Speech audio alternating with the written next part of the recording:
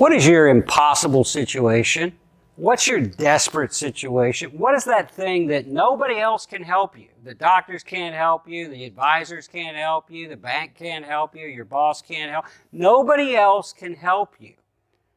What's that impossible situation in your life? Well, we're going to see today what one woman did about her impossible situation and how Jesus provided the answer to her need. In Matthew chapter 15, verses 22 to 28, we read about Jesus and the desperate mother.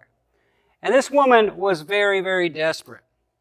She was not Jewish, so she didn't have a basis to come to Jesus.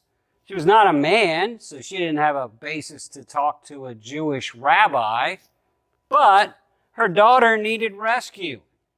Her daughter needed healed. She was severely demonized. This girl was a mess, and nobody could help her.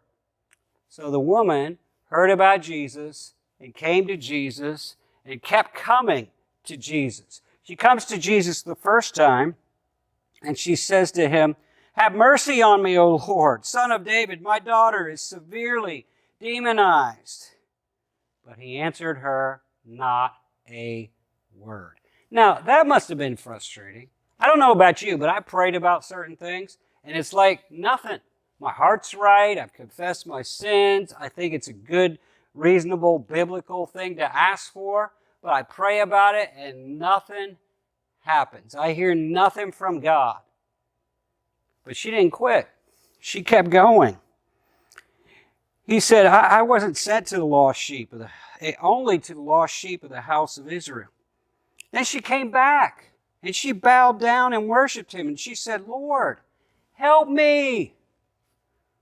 But again, when he did answer, he said, "It's not good to take the children's bread and throw it to the little dogs." That's what the Jews would say. They considered their people, the children of God, they considered the Canaanites, which this woman was, a dog, not qualified, not worthy.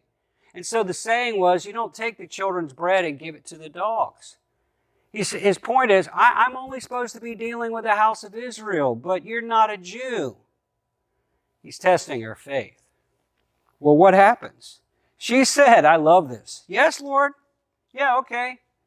But even the little dogs eat the crumbs that fall from the table. Hey, just give me a crumb. Give me something. Do something. Your crumb is good enough. Your crumb is big enough to heal my daughter." She kept coming to Jesus until he acted. And then Jesus answered, "Okay, you passed the test. Oh, woman, great is your faith. Let it be to you as you desire." And her daughter was healed that very hour. What's your impossible situation? Well, let me encourage you to do what this woman did. I call it PUSH. P-U-S-H. You pray until something happens. P-U-S-H. Pray until something happens. This woman prayed, got no answer. Prayed again. Got it tested.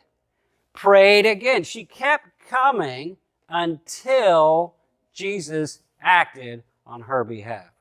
If you have an impossible situation, you may have to pray about it 3 times, 30 times. I've had situations I've prayed about hundreds of times, and I see part of an answer. I see some of the answer, but I know I don't have the full answer yet.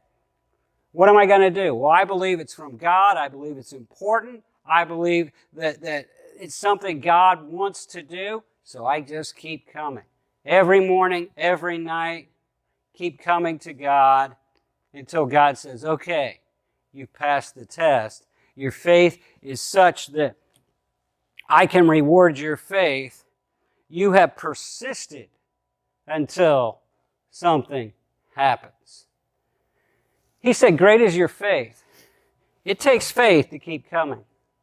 It takes faith to come the first time. It takes faith to come the second time. It takes faith to come the 12th time, the 100th time, the 1,000th time, to keep coming to God. It takes faith.